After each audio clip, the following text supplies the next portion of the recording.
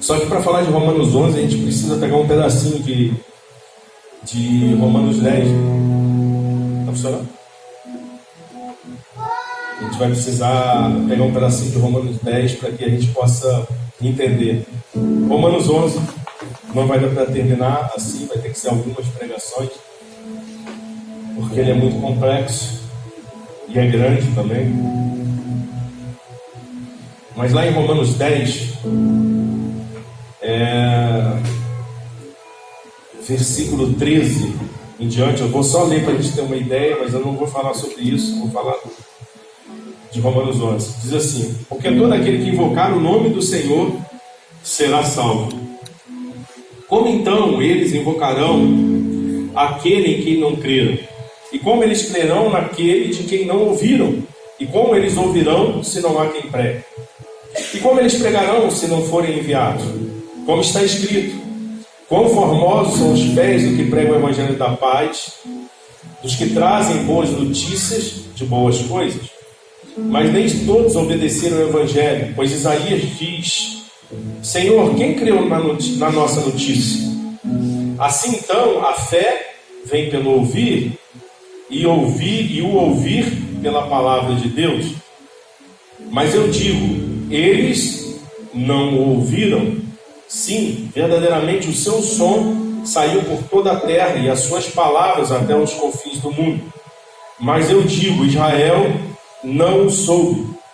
Primeiramente diz Moisés: vou provocá-los em ciúmes com aqueles que não são povo, e com a nação insensata vos provocarei a ira.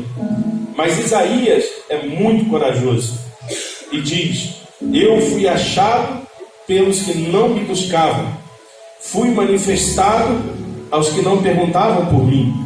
Mas para Israel ele diz: todo dia eu estendi as minhas mãos a um povo desobediente e contradizente. Então, quando Isaías está falando aqui no final, ele está falando a respeito daquilo que Jesus está falando.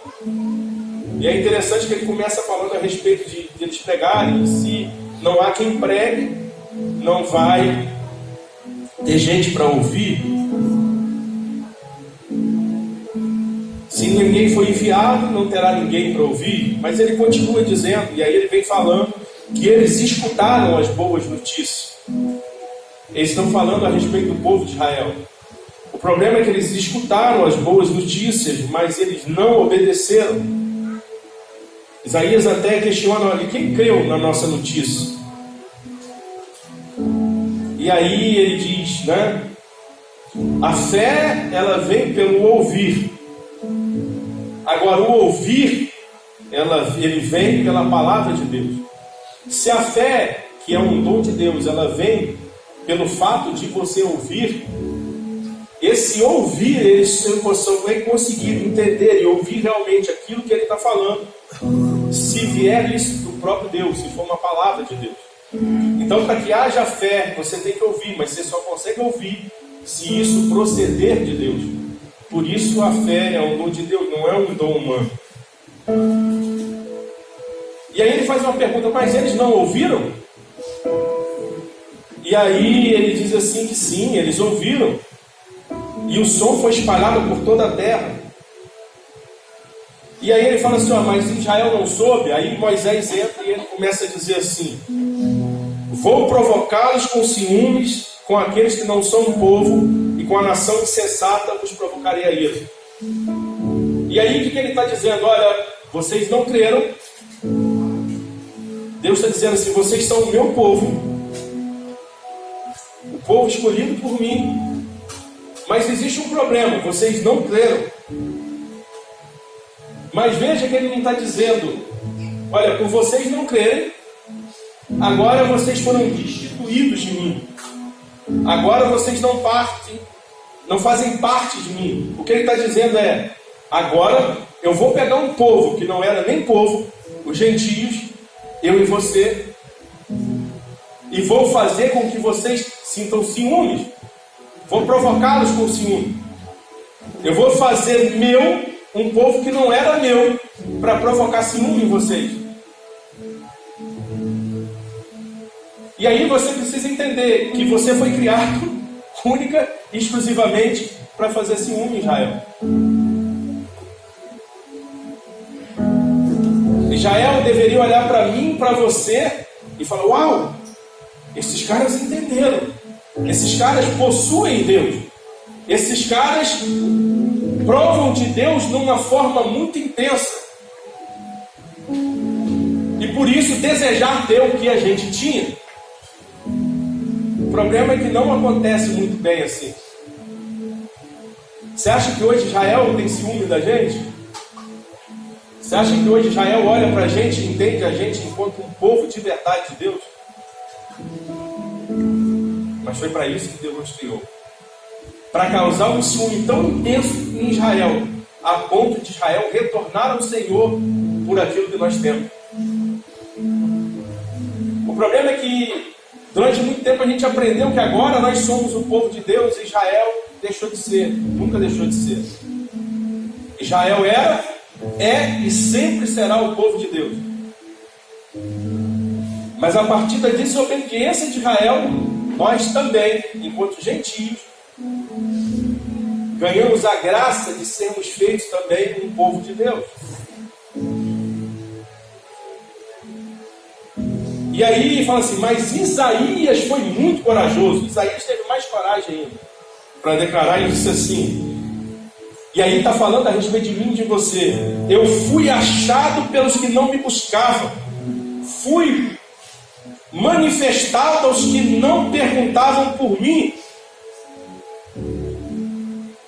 A partir disso, os gentios que não tinham nem conhecimento direito de quem era Deus, os gentios que agora não buscavam Deus porque não era o seu Deus, esse Deus se manifestou a eles. E ele diz mais: mas para Israel ele diz: todo dia eu estendi as minhas mãos a um povo desobediente e contradizente. Deus está dizendo assim: Israel é desobediente, Israel tem se contradizido em relação àquilo que é concernente às Escrituras, mas todo dia Deus continua estendendo as mãos para Israel. E aí é debaixo desse panorama, é debaixo daquilo que esse final de Romanos 10 está falando, que a gente entra no ambiente de Romanos 11. E aí vai dizer assim: então eu digo, rejeitou Deus o seu povo? A primeira parte desse versículo começa perguntando: porventura Deus rejeitou Israel? Porventura Deus rejeitou aquele que era o seu povo, aquele que foi escolhido? E ainda nesse versículo ele responde: de forma alguma, sem possibilidade, sem chance nenhuma. E aí Paulo diz assim: porque eu também sou israelita, da semente de Abraão, da tribo de Benjamim. E aí ele está dizendo: olha,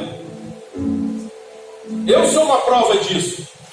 Eu, Paulo, sou uma prova de que Deus não deixou para trás os seus filhos. Porque eu, Paulo, sou judeu, e eu sou da tribo de Benjamim. Ou seja, Deus nunca permitiu que todo o Israel ficasse afastado dele.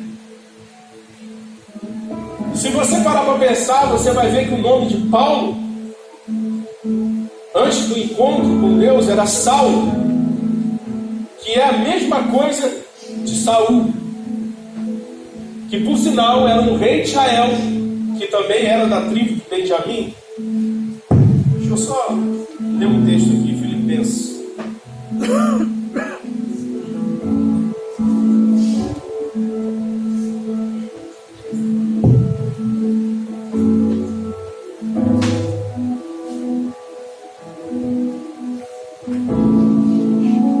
Fala a respeito de Paulo, diz assim, Filipenses 3,5: circuncidado ao 8º dia, da linhagem de Israel, da tribo de Benjamim, hebreu de hebreus, no tocante à lei, um fariseu.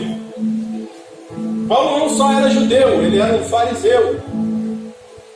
Ele era da tribo de Benjamim, e ele nunca deixou de ser judeu. E aí continua dizendo assim: Deus não rejeitou o seu povo que antes conheceu. Ou não sabeis que a Escritura diz que Elias, como ele intercede a Deus contra Israel, dizendo: Senhor, eles mataram os teus profetas e derrubaram os teus altares, e eu fiquei sozinho, e eles buscam a minha vida. Mas o que ele diz a resposta de Deus? Eu reservei para mim 7.000 homens que não dobraram os joelhos diante da imagem de Baal. Assim então também, no tempo presente, há um remanescente de acordo com a eleição da graça. Ele está dizendo que um dia Elias começa a questionar a Deus quando ele é perseguido.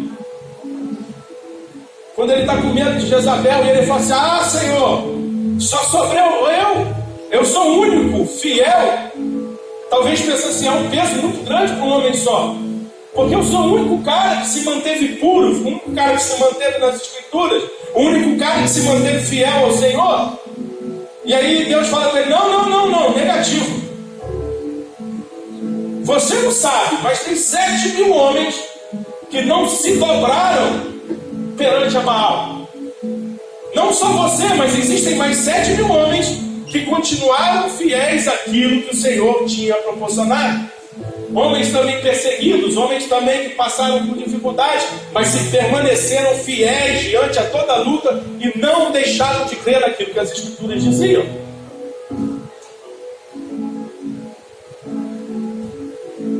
E aí ele diz assim: mas ainda hoje é assim. Existe uma grande parte que ainda se mantém, porque foram eleitos segundo a graça. A graça alcançou alguns judeus, talvez o que você conheça como judeu messiânico, o judeu que crê em Cristo. Mas a graça alcançou esses homens, e ainda hoje existe uma remanescente dentro do povo de Israel que continua fiel às Escrituras e continua fiel àquilo que Jesus estabeleceu.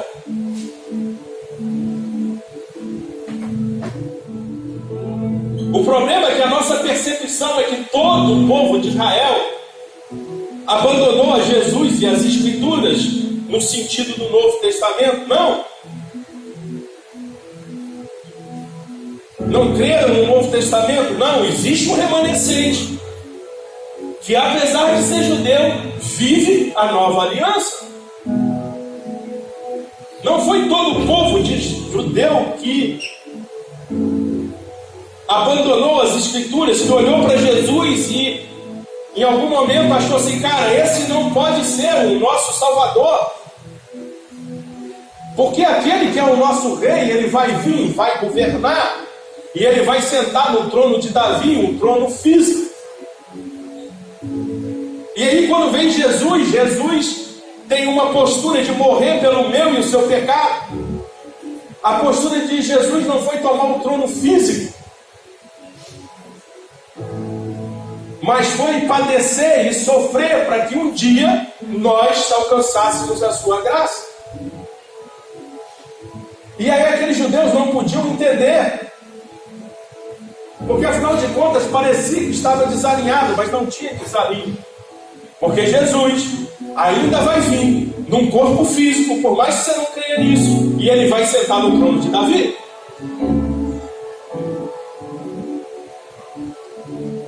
Quando Jesus vier para tomar todas as coisas, ele literalmente vai sentar no trono de Davi e vai governar durante 1000 anos,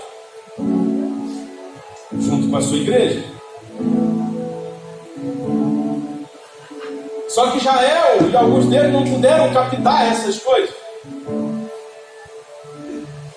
Mas existe um remanescente que entendeu naquela época.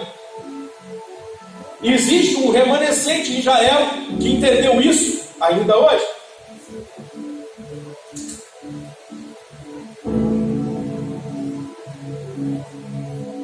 E aí então nós, enquanto igreja, nós precisamos entender que se tem muita gente sendo liberta no nosso meio, Se tem muita gente entregando a vida para Cristo, na verdade, deixando que Cristo aceite no nosso meio, ainda com tudo isso, se nós não somos capazes de provocar ciúme a Israel, a igreja está fora da posição que ela foi chamada. Porque a salvação dos israelitas tem a ver com aquilo que nós gentios vamos fazer. E o quanto nós provocamos ciúmes a eles. E aí ele diz assim, se é graça, então não é mais por obras. Caso contrário, a graça não é mais graça. Mas se for por obras, então não é mais por graça. Do contrário, a obra não é mais obra. O que ele está dizendo?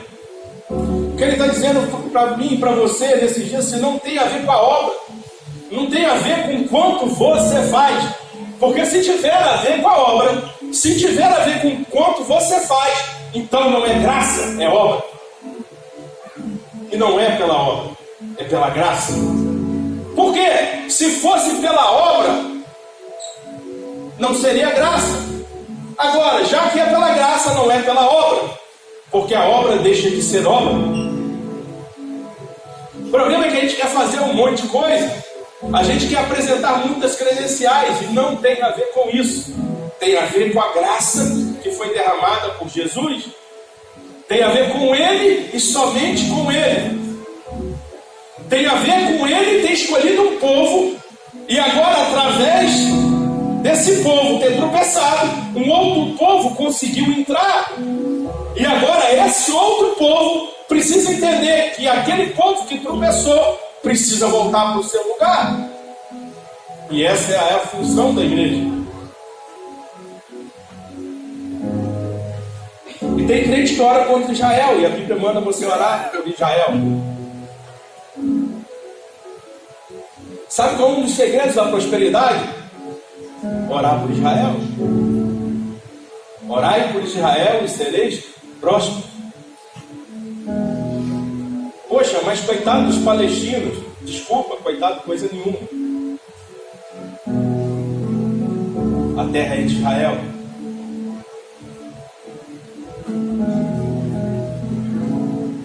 Nós somos a geração que está vivendo Israel voltando para a sua própria terra. As coisas estão começando a se cumprir. O que então? Israel não conseguiu o que buscava, mas os eleitos conseguiram e os demais ficaram cegos. Deus agora está dizendo assim, olha, Israel não conseguiu aquilo que eles queriam. Mas os eleitos dentro de Israel, esses sim conseguiram entender e enxergar. Os outros já ficaram cegos.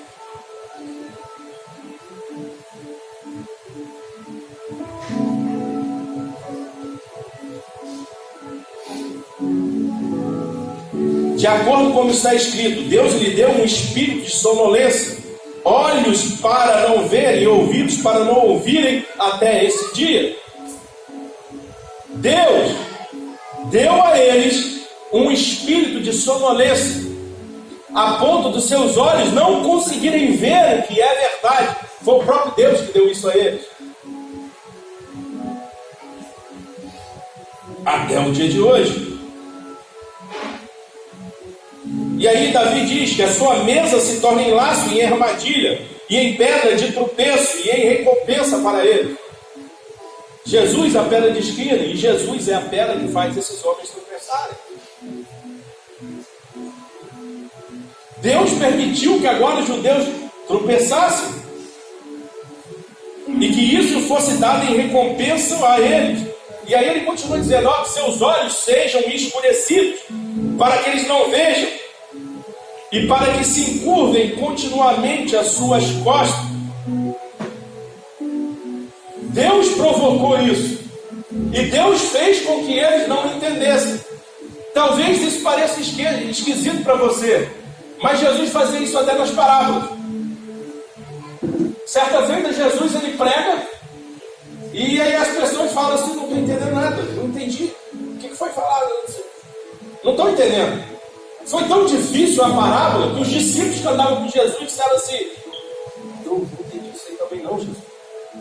Estranho, eu não consegui entender isso. Aí Jesus fala algo que para a gente pode parecer uma coisa horrorosa. Mas Jesus falou assim: mas vocês, eu vou explicar a parte. Eu vou dizer para vocês aquilo que significa essa parábola. Quanto a eles, eu falei para que eles realmente não entendessem. Para que se cumpra as escrituras. Que ouvindo, não entendem. Porque se eles ouvissem, eu teria que salvar eles. Se eu entendesse, eu teria que curar eles. Mas não eram para eles serem salvos e nem curados. Para que se cumpra o que está escrito em Isaías. Aí ele cita o texto. Que ouvindo, não, enfim.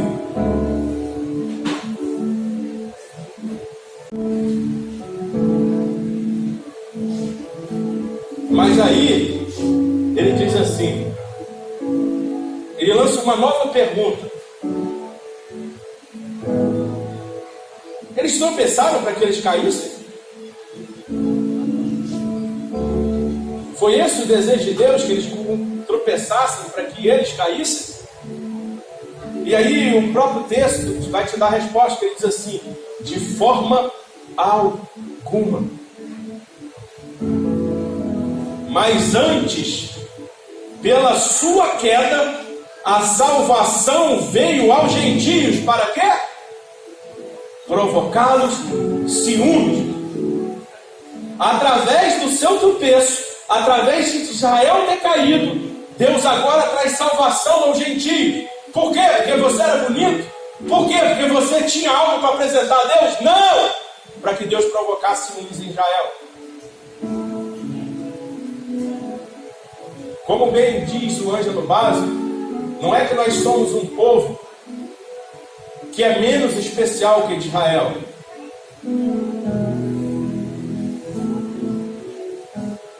Deus nos chamou para coisas diferentes que vão invocar a mesma coisa. Mas o fato é, Israel foi e sempre será o povo de Deus.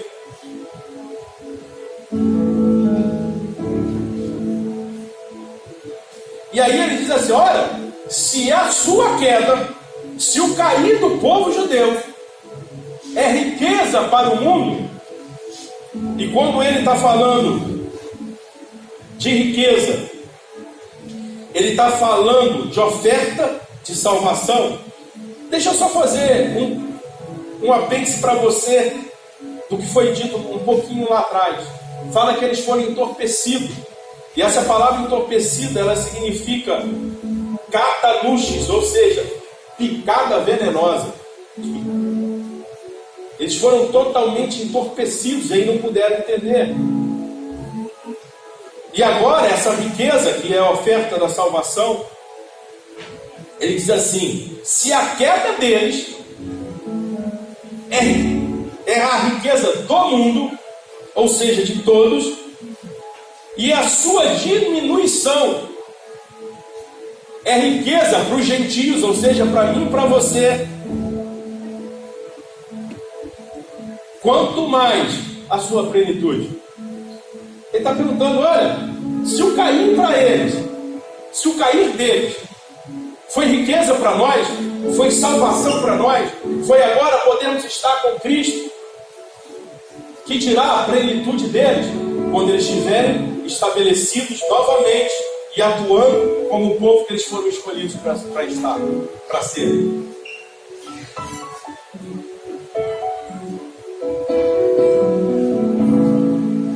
Porque eu falo a vós, gentios, enquanto sou apóstolo gentio, e eu magnifico o meu serviço, para ver se de alguma maneira eu possa provocar ciúme aos que são da minha carne e salvar alguns deles. Ele está dizendo assim: olha, eu falo a vocês gentios, porque eu sou um apóstolo dos gentios. Lembra que Paulo é um judeu, mas ele está dizendo: eu sou um apóstolo dado aos gentios. E eu magnifico o meu serviço, ou seja, eu acho o meu serviço grandioso. O Ângelo Basso fala muito bem sobre isso. Eu acho o meu serviço grandioso. Por quê? Porque para ver se de alguma maneira eu possa provocar ciúmes ao que são da minha carne e salvar alguns deles. Paulo está dizendo assim, olha, o meu serviço é maravilhoso, é grande. Por quê? Porque eu trabalho entre os gentios. Mas eu trabalho entre os gentios para quê? Para formar homens e mulheres posicionados em Deus, homens e mulheres que fazem a vontade de Deus, homens e mulheres cheios do Espírito Santo. Para quê? Para que através disso, talvez, eu consiga provocar ciúme em alguns dos meus irmãos judeus, e a partir disso eu possa salvar alguns deles. Porque ele sabia que o maior propósito era trazer os judeus a Cristo. Então ele estava doido em fazer um bom trabalho entre os gentios, a ponto dos gentios serem repletos do Espírito, a ponto dos gentios serem repletos de Deus. Porque se fosse assim, talvez os judeus olhassem para os gentios e olhassem assim, uau! Esses caras realmente conhecem Deus. Esses caras realmente passaram a gente no entendimento e na sua intimidade com Deus. E eu quero isso. Eu quero isso. E eu vou dar minha vida para que eu receba isso. Porque realmente eles são portadores de Deus. É para isso que nós fomos chamados. É para isso que a igreja, mais do que nunca, nesse tempo, tem que estar posicionada, porque a igreja precisa ser a igreja desse tempo, que vai provocar ciúme aos judeus, até os judeus se rendam totalmente a Cristo nesse tempo. Para quê? Para que gentios e judeus se reúnam e se tornem um só em Cristo.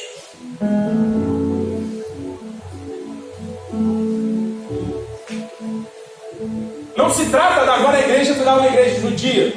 A palavra vai falar sobre isso, até o perigo de ser judaizante. Não se trata de agora você comemorar todas as festas judaicas, colocar todos os símbolos judaicos. Não é isso. Isso é para o judeu messiânico. Porque apesar dele crer em Cristo, ele ainda continua sendo judeu. E as festas continuam sendo as festas dele. Não para nós gentios.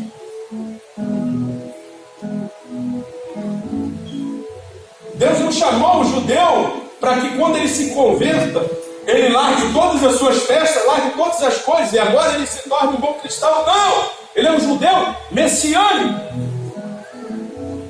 Cristão sim, mas não com as atitudes de gentios. Mas ele não também não chamou gentios para que agora se tornem judeus. E agora a gente absorve toda a cultura judaica. Não! Ele nos chamou exatamente para sermos diferentes. E nas diferenças, andarem juntos. Vai ter um evento agora na Lagoinha que vai ser a coisa mais espetacular do mundo. Não é um evento da Lagoinha, mas escolheram para fazer na Lagoinha, lá de Minas, por conta do espaço. E vai estar lá um judeu messiânico, que eu acho ele em Prater, é um cara que a gente lê, ele é um cara muito tremendo. E um muçulmano convertido. É Demian, eu esqueci o resto do nome dele. E eles vão estar pregando juntos. Judeus. Desde Demian. Judeus e árabes juntos. Deus está mudando todas as coisas. Teve um dia que ele estava lá no Fábio, estava pregando o judeu, o Eitan. Estava lá também. E aí o Eitan, um judeu messiânico, e ele estava falando, imagina só, um dia ele estava em determinado lugar, e eles vão servir a ceia, e a ceia é servida por um judeu messiânico e um alemão, um pastor alemão. Não um cachorro. Um pastor que era alemão. E apesar de toda a atrocidade que a Alemanha fez aos judeus, naquele ano passado, eles puderam quebrar uma barreira e juntos estarem glorificando o nome do Senhor.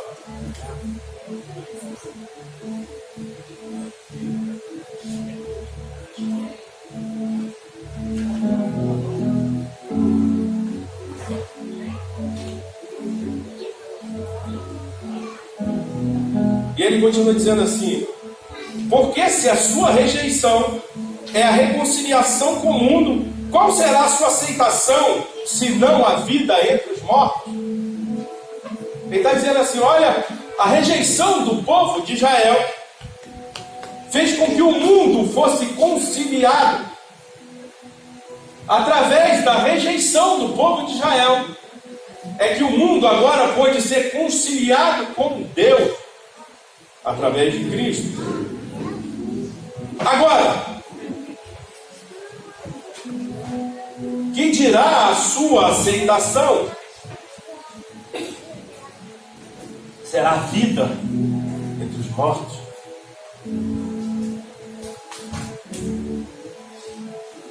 E aí diz assim, e se os primeiros frutos são santos, a massa então é santa, e se a raiz for santa, assim serão também os ramos. Se o primeiro fruto é santo, toda a massa vai ser santa. E se a massa é santa, assim também serão os ramos. E se alguns dos ramos forem quebrados, e tudo sendo uma oliveira silvestre, isso aqui é lindo. Preste atenção nisso. Olha o que ele está dizendo. Se alguns dos ramos foram quebrados, e tudo sendo uma oliveira silvestre, talvez na sua tradução eu gosto mais, que ele te chama de oliveira brava. Você sabe o que é oliveira brava, né? Oliveira brava é que não dá fruto, não serve para muita coisa. Ela é uma oliveira, mas ela não produz nada. É esse o nome meu e seu. Oliveira brava. Sendo uma oliveira silvestre, fostes enxertados entre eles e feitos participantes da raiz e da selva da oliveira. Ele está dizendo assim, olha, existia uma oliveira, e agora nessa oliveira quebraram alguns galhos, diga-se, os judeus, foram retirados dessa oliveira. E aí pegou você, uma oliveira brava, que não servia para nada, que não era uma oliveira que dava frutos, e pegou essa oliveira, que é uma oliveira de extremos frutos, pegou você lá e fez um enxerto nessa oliveira. E com o enxerto dessa oliveira, apesar de você ser uma oliveira brava, a oliveira aceitou o enxerto. E você que era uma oliveira brava, que não dava fruto nenhum, e que não servia para nada, passou a dar fruto, porque agora você faz parte da oliveira que dá fruto. Ela não só te aceitou, como ela te incorporou a ela, e agora você faz parte dela. E assim como os outros galhos dela dão frutos, você também dá. O bom é que, quando foi enxertado, ela não ficou agora uma oliveira mais ou menos. Ela era boa. Mas tiraram os galhos bons e botaram os galhos ruins. Deu ruim, ficou mais ou menos. Não, ela continuou uma oliveira boa e o galho que era ruim passou a ser bom. E aí ele continua dizendo assim: não te glories contra os ramos, mas se te gloriastes, não é tu que sustenta a raiz, mas a raiz a ti. Ou seja, não tira onda. Não acha que agora, porque agora você deixou de ser oliveira brava e agora você está dando fruto, que você é alguma coisa, que você é muito bom. Porque você agora dá fruto, não é porque você sustenta a oliveira. Pelo contrário, você não tinha como dar fruto. A oliveira que já dava fruto é que agora te sustenta. É a raiz que estava lá, que trouxe sustento para você, te aceitou como enxerto e agora faz você dar fruto. Então não ache que você é especial demais ou que você é o bambambam. Tem a ver com a oliveira e não comigo, com você. Tem a ver com Cristo e não comigo, com você. Nós damos frutos por Ele, não porque somos bons.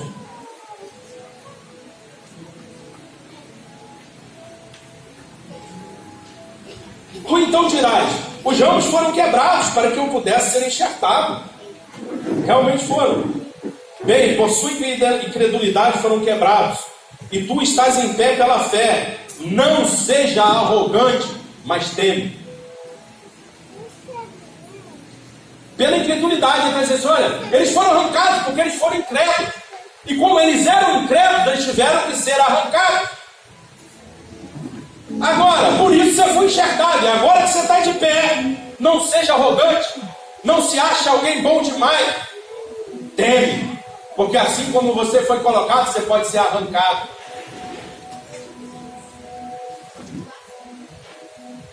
Não seja arrogante. Apenas tema. Por quê? Porque Deus não poupou os seus ramos naturais. Cuida para que Ele não poupe a ti também.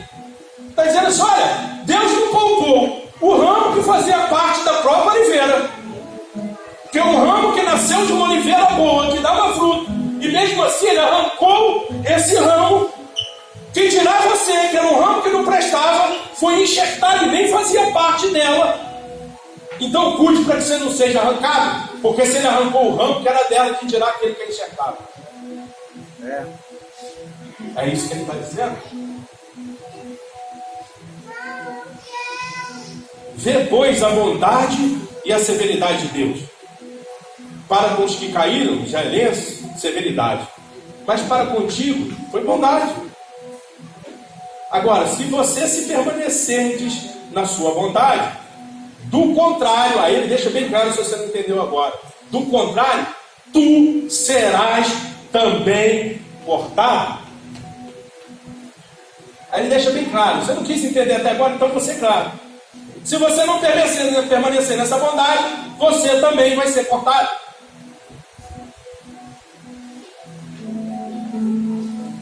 Se até agora não deu para entender que era isso que ele vai fazer, ele está deixando bem claro agora. Assim como o povo de Israel foi cortado, se você não permanecer na bondade de Deus, você também será cortado.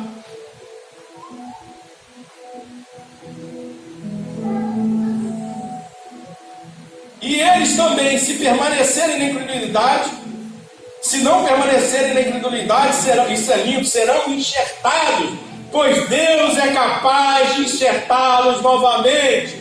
E agora ele está dizendo assim, ó, se você era oliveira brava, não servia, foi enxertado e a oliveira te aceitou, agora aqueles que eram oliveira boa e que foram arrancados, estão fora já dessa oliveira. Mas se Deus quiser, e se eles não se continuarem na incredulidade, Deus pode pegar esse galho que foi cortado, colocar o galho de novo na oliveira, e a oliveira vai aceitar esse galho. Por quê? Porque se ela aceitou um galho que não era dela, era só enxerto, que dirá o galho que pertence a ela própria.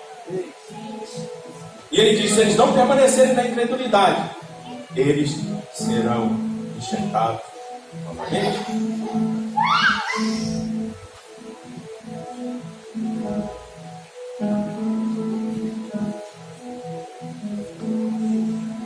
Porque se tu foste cortado da oliveira que é silvestre, ou na tradução que eu amo, brava, por natureza. Ainda diz assim, só natureza é uma oliveira brava. Isso faz parte da sua própria natureza.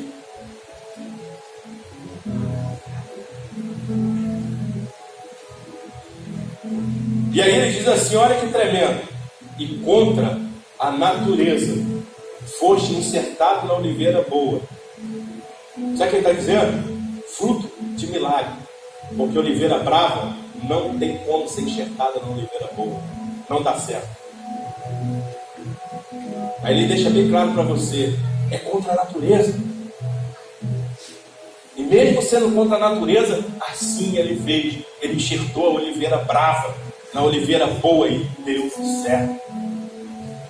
E aí ele diz assim, quanto mais esses que são ramos naturais não serão enxertados na sua própria oliveira.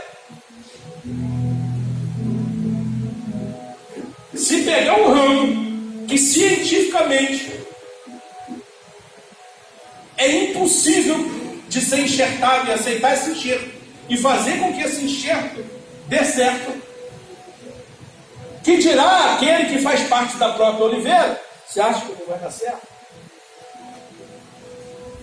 Se o que era impossível de dar certo foi feito, você imagina aquilo que faz parte da própria oliveira?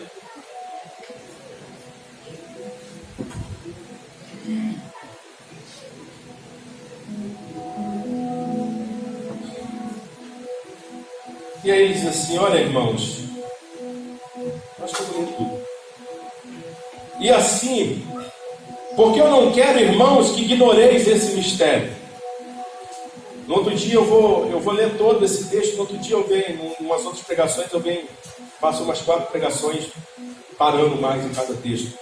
Porque eu não quero, irmãos, que ignoreis esse mistério, para que não sejais sábios em seus próprios conceitos, que endurecimento ocorreu em parte a Israel, até que tenha dado a plenitude dos gentios. Olha só o que ele está dizendo. Eu não quero que vocês ignorem esse mistério.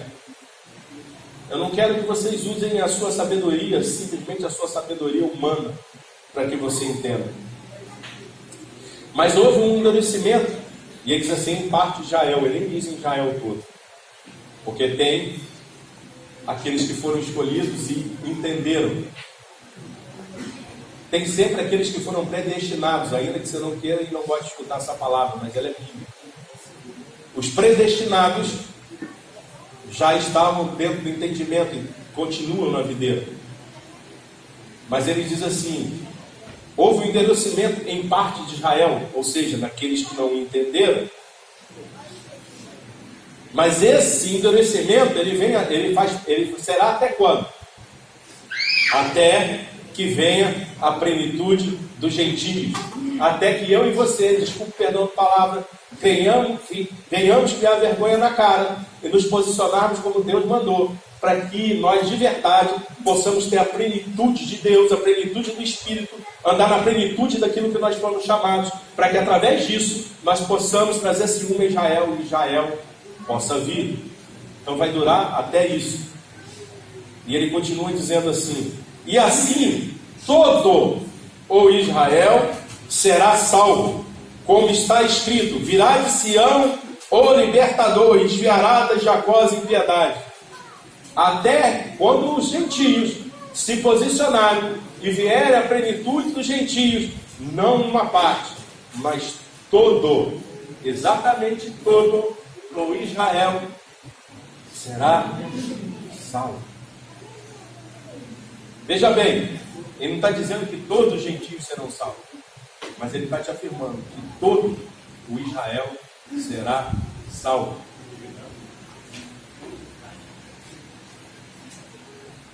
E quando isso vai acontecer? Quando nós, como cristãos que somos, a começar por mim, de verdade a gente se tornar um cristão como a gente deve ser, até que isso caso se une no israelita. Até que eles parem de olhar para os cristãos como piada e olhem para a gente como alguém que eles precisam seguir.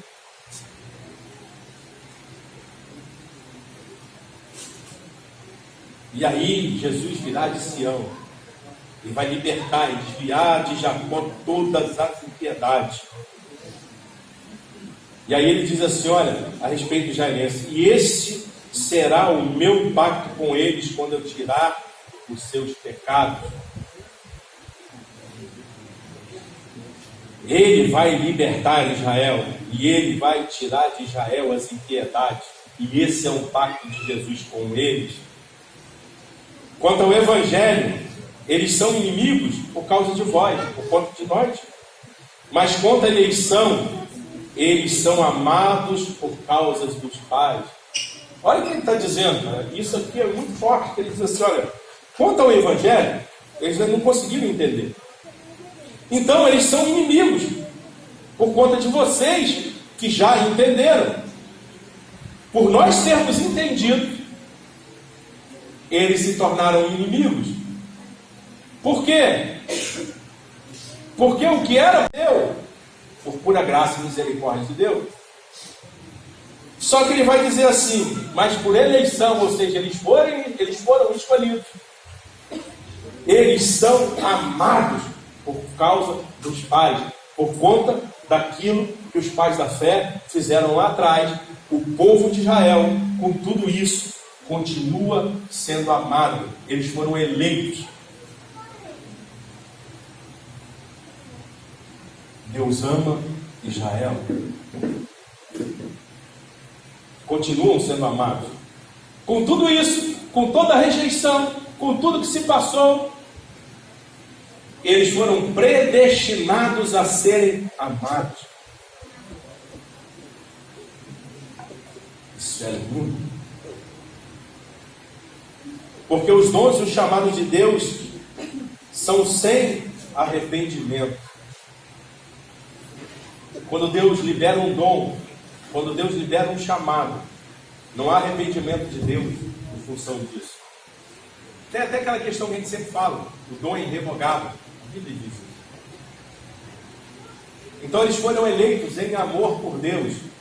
E ainda que você não queira, ainda que eu não queira, ainda que qualquer muçulmano também não queira, eles continuam sendo amados por Deus. E não há arrependimento de Deus em relação a isso. Deus não se arrependeu. Olhou e falou assim: já dei minha palavra, falei que amar, vou ter que amar. Poxa, bem mole. Não sabia, se eu soubesse. Não. Deus sabia, e Deus olhou para ele e não tem arrependimento. Ele continua amando e acabou. Porque assim como vós também em tempos passados não crieis em Deus, mas agora alcançaste misericórdia pela desobediência deles, assim também esses agora não creram, para que através da sua misericórdia eles também pudessem alcançar misericórdia. Porque em um tempo você não conhecia um Deus, em um tempo você estava fora dele, você não tinha conhecimento de quem era dele. E você só conheceu esse Deus porque antes os judeus tropeçaram. E aí, por os judeus terem tropeçado, você e eu fomos alcançados pela misericórdia. E a Bíblia diz bem claro: nós fomos alcançados pela misericórdia, pela desobediência dele. Então deixa eu te falar, a desobediência deles é algo ruim perante Deus, mas é algo maravilhoso para mim e para você. Foi pela desobediência de Israel que você foi alcançado pela misericórdia de Deus. Porque a palavra é bem clara quando ela diz: vocês foram alcançados pela misericórdia, pela desobediência deles. Mas aí ele diz assim: assim também eles, que agora não creem, através também da sua misericórdia pudesse alcançar misericórdia. Ou seja, eles agora não creem, como você também não creu um dia, mas eles alcançarão misericórdia. E agora, através de mim e de você, quando nós andarmos em plenitude, porque Deus encerrou todos na incredulidade, para que Ele pudesse ter misericórdia sobre eles. Deus é que encerrou eles na incredulidade. Para quê? Para que o próprio Deus exercesse misericórdia sobre eles. E aí, isso aqui é lindo. Ó profundidade das riquezas, da sabedoria e do conhecimento de Deus. Quão insondáveis são os seus juízos, e quão inescrutáveis os seus caminhos. Pois quem conheceu a mente do Senhor? Ou quem foi o seu conselheiro? Ou quem lhe deu primeiro para que seja recompensado? Porque dele, e por ele, e para ele são todas as coisas. A ele seja glória para sempre. Amém. Paulo começa a dizer: olha que profundidade da riqueza de Deus, que coisa linda é isso. E do conhecimento. Como insondáveis, como se sondam os juízos de Deus. Quão inescrutáveis são os seus caminhos. E aí ele diz assim: alguém conheceu a mente do Senhor? Quem foi que conheceu a mente do Senhor?